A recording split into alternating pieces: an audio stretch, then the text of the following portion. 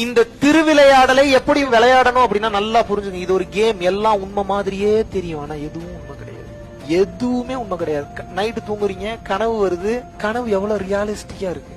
டக்குனு எவனா கொலை பண்ற மாதிரி வந்துச்சுன்னா படாரு தூக்கி, ஐயோ நல்ல வேலை உயிரோட தான் இருக்குமா, கனவா அது, நான் கூட உண்மைன்னு நினைச்சிட்டேங்க. அப்ப அது எவ்வளவு ரியலிஸ்டிக்கா இருக்கு, இருக்கா இல்லையா? அவ்வளவு உண்மையா இருக்கு, அவ்வளவு ரியலிஸ்டிக்கா இருக்கு, உண்மை மாதிரியே இருக்கு, ஆனா உண்மை இல்ல. அதுக்கு இதுக்கும் பெரிய டிஃபரன்ஸ்லாம் இல்ல. அது ஷார்ட் டைம் கனவு, இது லாங் டைம் கனவு. இப்ப புரியாது உங்களுக்கு, அது சொன்னா புரியாது. தூரிய விழிப்பு ஏற்படும் போதுதான் புரியாது.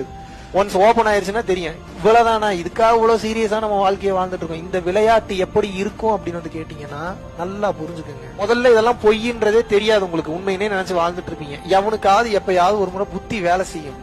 எப்ப வேலை செய்யணும், எதுக்கு நம்ம இவ்வளவு தூரம் சம்பாதிக்கிறோம், சாப்பிடுறோம் தூங்குறோம், பொண்டாட்டி பிள்ளைங்க பார்க்க இதே செஞ்சுட்டு இருக்கமே 24 மணி நேரமும், ஒரு வருஷம் ஃபுல்லா இதே பண்ணிட்டு இருக்கிறமே, எதுக்குதான் இதெல்லாம் பண்றோம்ன்ற கேள்வி முதல்ல எப்ப ஒருத்தனுக்கு உதயம் ஆகுதோ அப்ப அவனுக்கு இறைவனோட அனுகிரகம் அவன் மேல பற்றுக்குன்னு அர்த்தம். என்ன கம்ப்ளீட்டா கிடைக்கல. இப்ப முதல்ல அந்த ஆப்ஷனை கொடுப்பாரு. அப்படி ஒரு எண்ணத்தை அவர் தான் ஏற்படுத்த வைக்கிறாரு.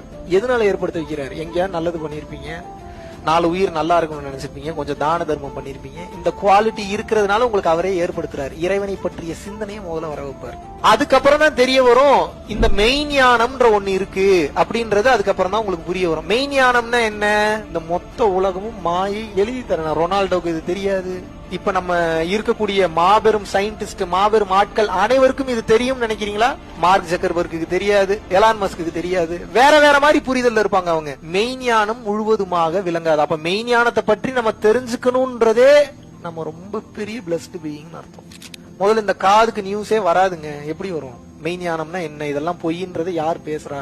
அப்போ இதெல்லாம் உண்மை இல்ல பொய்ன்னு தெரிய ஆரம்பிச்சதுனாதான், ஆஹா இப்ப இதெல்லாம் பொய்யா அப்படின்ற அந்த எண்ணம் வருது இல்ல. மறுபடியும் இறைவன் என்ன பண்ணுவான், கேம் இன்னும் கொஞ்சம் டைட் பண்ணுவார், லெவல் இன்னும் கொஞ்சம் இன்க்ரீஸ் பண்ணுவார். ஆஹா கண்டுபிடிக்கிறானே இவனை விடக்கூடாதுன்னு சொல்லி கொஞ்சம் லாக் பண்ணுவார். எப்படி லாக் பண்ண, டஃப் பண்ணுவார். என்ன பண்ணுவாருன்னா உங்களுக்கு கஷ்டம் எல்லாம் கொடுக்க மாட்டார். இது நாள் வரைக்கும் எதுக்கு ஆசைப்பட்டீங்களோ அதை 2 கொடுப்பாரு. உங்களுக்கு கல்யாணமே ஆகலையா, 2 பொண்டாட்டிக்கு வாய்ப்பு ஏற்படுத்துவார். என்னங்க இது, முதல்ல நான் ஒண்ணுக்கே வழி இல்லாம இருந்தேன், 2 ஆப்ஷனை கொண்டு வந்து கண்ணு எதங்க சூஸ் பண்றது? அப்படியே நீங்க மெய் சிலிர்த்து உருகுவீங்க. நீங்க சூஸ் பண்ணிடலாமா வேணாமா? புள்ளையே இல்லைன்றீங்களா, டக்குன்னு குழந்தை பிறக்கும். பணங்காசே இல்லன்னு நினைச்சீங்களா, டக்குன்னு ஏதோ ஒரு இடத்துல இருந்து உங்களுக்கு அமௌண்ட் ரெடி ஆகும்.